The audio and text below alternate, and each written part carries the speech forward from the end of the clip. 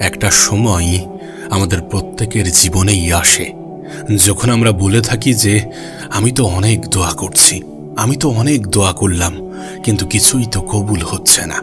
আমি তো ঠিক পথেই আছি, কিন্তু তাও কেন পিছিয়ে যাচ্ছি? সবাই এগিয়ে যাচ্ছে আর আমি এক জায়গায় থেমে আছি। আল্লাহ কি আমার দোয়া শুনছেন না? বিশ্বাস করুন, এই হতাশ মুহূর্তটাই হচ্ছে আপনার ধৈর্যের সবথেকে বড় পরীক্ষা। আর এখান থেকেই শুরু হয় মহান রব্বুল আলামিনের পরিকল্পনা বোঝার সফর। মহান রব্বুল আলামিন সূরা আনকাবুতের মধ্যে বলেন যে তোমরা কি মনে করো তোমাদেরকে পরীক্ষা করা হবে না? আপনি সঠিক পথে আছেন বলেই আল্লাহ পাক আপনাকে একটু দেরিতে ফল দিচ্ছেন, কিন্তু সেটা অনেক বড় করে দিচ্ছেন। একবার ভেবে দেখুন, যখন সবকিছু আটকে যায় তখন সেটা কি দেরি নাকি প্রস্তুতি? আপনি হয়তোবা মনে করছেন যে আল্লাহ পাক দেরি করছেন, কিন্তু বাস্তবে আল্লাহ পাক আপনাকে তৈরি করছেন। আপনি যা চাইছেন, যেটা চাইছেন তার চেয়ে ভালো কিছু দেওয়ার জন্য আল্লাহ পাক আপনাকে প্রস্তুত করছেন। আপনাকে মূসা আলাইহিস সালামের একটি ঘটনা বলি। মূসা আলাইহিস সালাম নবুয়ত পান 40 বছর বয়সে, অথচ তিনি ছোটবেলা থেকেই আল্লাহ পাকের পছন্দের ছিলেন।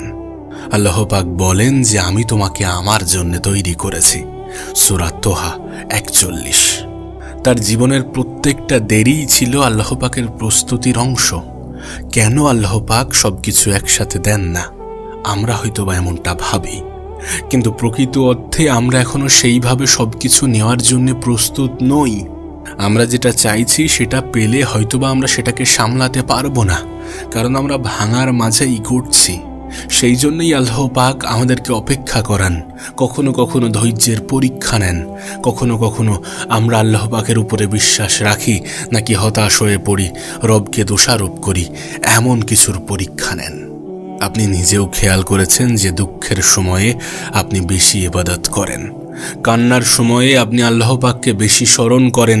এই সময়টা আপনাকে প্রস্তুত করা হচ্ছে, এই সময়টাতে আল্লাহ পাক আপনাকে প্রস্তুত করছেন। বিশ্বাস করুন, আল্লাহ পাক সর্বশ্রেষ্ঠ পরিকল্পনাকারী।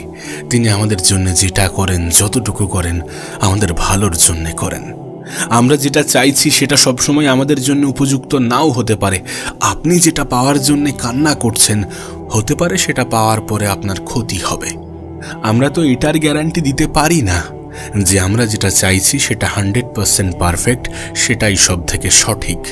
মহান রব্বুল আলামিন সূরা বাকারার মধ্যেই এটাকে স্পষ্ট করে দিয়েছেন যে তোমরা এমন কিছু অপছন্দ করো যেটার মধ্যে তোমাদের ভালো রয়েছে।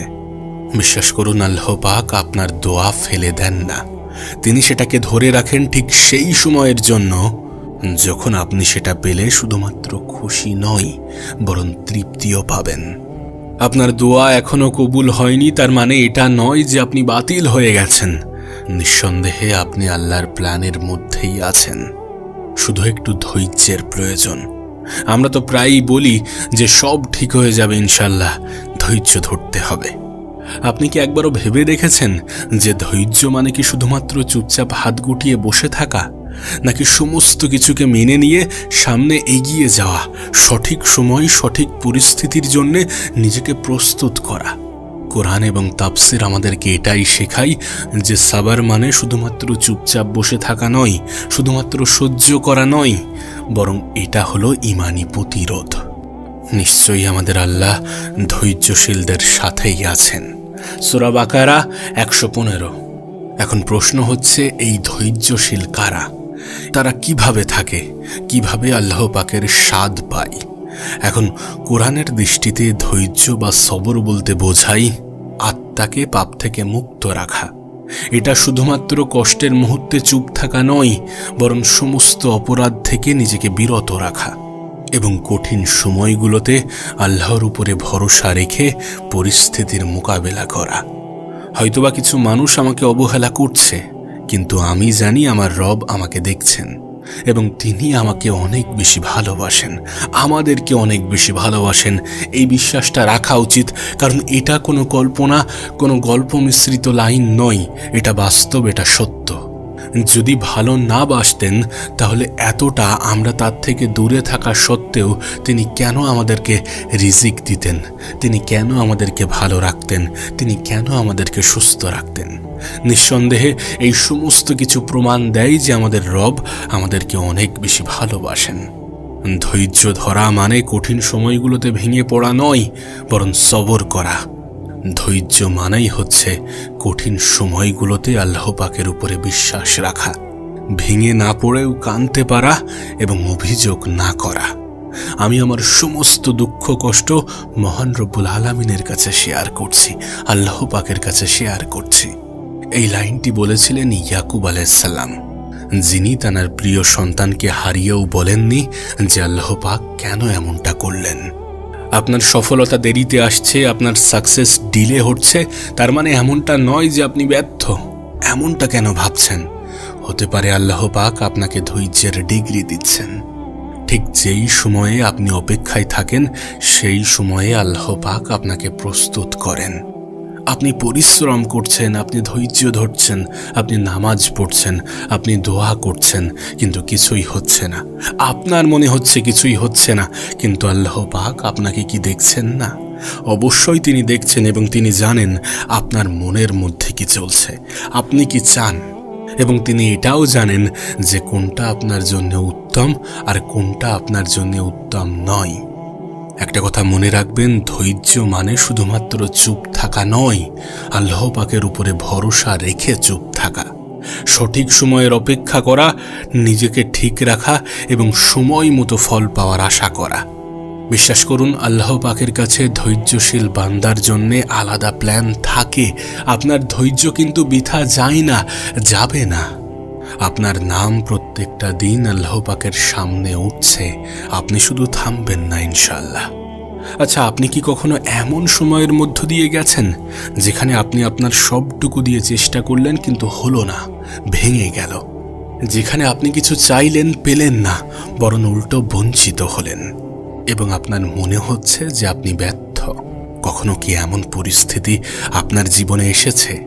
কিন্তু বিশ্বাস করুন, যদি আপনার জীবনে এমন সিচুয়েশনও আসে, তাহলে একটা কথা মনে রাখবেন যে আপনি ব্যর্থ নন।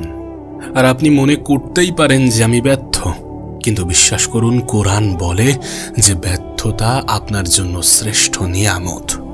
আল্লাহ বলেন যে তোমরা অনেক কিছু অপছন্দ করো, কিন্তু সেটার মধ্যে তোমাদের ভালো রয়েছে। সূরা বাকারা। অর্থাৎ আপনি যেটাকে ব্যর্থতা ভাবছেন, আল্লাহ পাক সেটা দিয়ে এমন কিছু শুরু করতে যাচ্ছেন যেটা আপনি এখন বুঝতে পাচ্ছেন না। তাওয়াক্কুলের আসল মানে কি? আমি চেষ্টা করার পরে ফল পাবো? না, বিষয়টা এমন নয়। তাওয়াক্কুল মানে হচ্ছে আমি চেষ্টা করব কিন্তু ফল আল্লাহ পাকের উপরে ছেড়ে দেব, কারণ তার পরিকল্পনাটাই সেরা। এটা সেই আত্মবিশ্বাস যেটা বলে আল্লাহ চাইলে এই ব্যর্থতা থেকেও কিছু সৃষ্টি করবেন। আপনি ভেবে দেখুন, নবীদের জীবনে ব্যর্থতার মুহূর্তগুলো কিভাবে সফলতার শুরু ছিল। ইউসুফ আলাইহিসসালামকে দেখেন, তিনি কূপে নিক্ষেপ হলেন, দাস হিসাবে বিক্রি হলেন, জেলে গেলেন, কিন্তু সেই জেলই তাকে রাজপ্রাসাদের দরজায় পৌঁছে দেয়, কারণ এটা আল্লাহ পাকের পরিকল্পনার অংশ ছিল। আপনাকে বেশি দূর যেতে হবে না, আপনি আমাদের প্রিয় নবী মুহাম্মদ সাল্লাল্লাহু আলাইহি সাল্লামকেই দেখেন না। তিনি তায়েফে পাথর খেলেন, বদর যুদ্ধের সংখ্যা ছিল কম, উহুদে ক্ষতিগ্রস্ত হলেন। এই সব কিছু দেখে মনে হয় যেন ব্যর্থতা, অথচ মহান রব্বুল আলামিন এগুলো দিয়েই তৈরি করেছেন সেই উম্মাহ যারা কিনা 23 বছরের মধ্যে গোটা পৃথিবীকে বদলে দিয়েছে। আপনার জীবনের ব্যর্থতাগুলো এটার প্রমাণ দেয় না যে সবকিছু শেষ হয়ে গিয়েছে। আপনি যেটাকে শেষ ভাবছেন, যেখানে শেষ ভাবছেন, মহান রব্বুল আলামিন হয়তোবা সেখান থেকেই আপনাকে প্রস্তুত করছেন নতুন এক যাত্রার জন্যে। শুধু আপনি আপনার জীবনের কোনো সিচুয়েশনে যেন আল্লাহ পাকের উপর থেকে বিশ্বাস হারাবেন না, যেন আল্লাহর পরিকল্পনার উপরে সন্দেহ করবেন না, কারণ আল্লাহর প্ল্যান সব সময়ই শ্রেষ্ঠ ছিল, শ্রেষ্ঠ আছে এবং শ্রেষ্ঠ থাকবে।